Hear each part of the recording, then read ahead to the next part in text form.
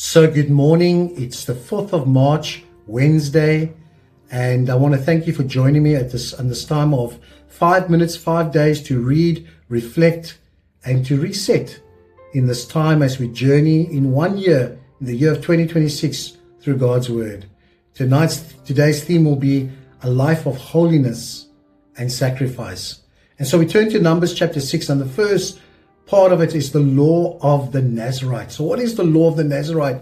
It was a special vow of consecration to the law, and the Hebrew word nazar means to separate or to dedicate, because Nazarites abstain from all grape products such as wine and raisin and grape skins, and they let their hair grow long as a public sign to everyone that they were being separated. They avoided contact with dead bodies, including their own relatives, because they chose to separate and devote themselves to God for a specific period. It was intentional, it was a personal dedication, and they received a priestly blessing of God, which pointed to this life of devotion and upon Him and to Him. And upon completion of this period that they chose to separate themselves, they would bring sacrifices to the tabernacle. They shaved their head and they burned their hair on the altar.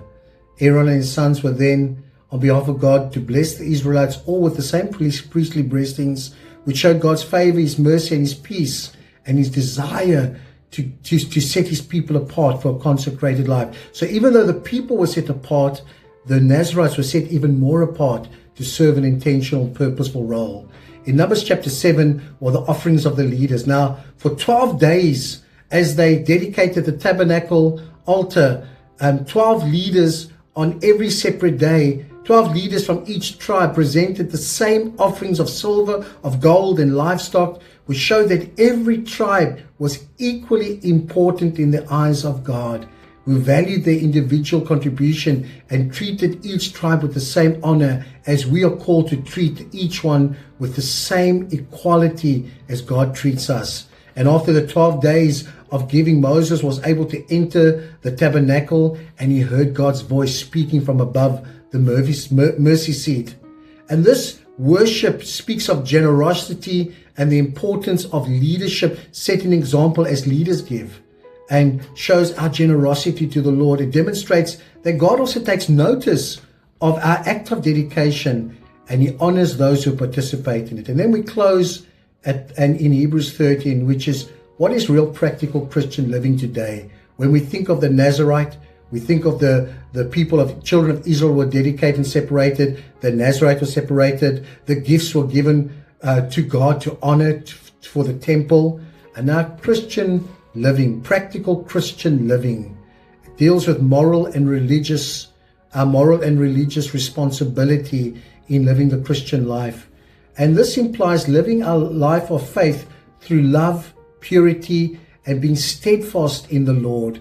And while we maintain our brotherly love towards each other, hospitality of entertaining strangers, whoever they may be, even angels, our sexual morality, our financial contentment, being content in what we have, and being obedient to leaders.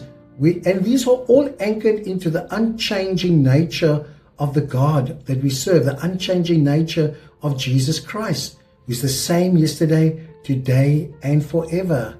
Our moral and social purity involves that marriage, sexual morality, marriage is to be held in high honor, and it's required of believers to be free from the love of money, to be content, to trust in God's promises that He will never leave nor forsake. And then we are told as followers to trust the leaders who taught us the Word of God. As we are anchored in our Christian faith, we're not moving from one strange doctrine to another strange doctrine, but remember what we were taught. And once again, this all points to the unchanging nature of Jesus. He never changes. His Word never changes. And so people come in and they change doctrines, they change teachings, but God's Word always remains the same. And we are to please God in closing by offering praise and doing good works, and enduring reproach and suffering, because He endured it for us. And when we identify with what He did for us, He was rejected, He was suffered outside the gates. So when we go out and we bear the same reproach and the sufferings that he did. And so this is not a prosperity gospel. This is not a social gospel. This is not a gospel where we are pleasing others. This is a gospel that Jesus died for, that he paid the price, and we must be willing to pay the same price. May God richly bless you this morning. Shalom.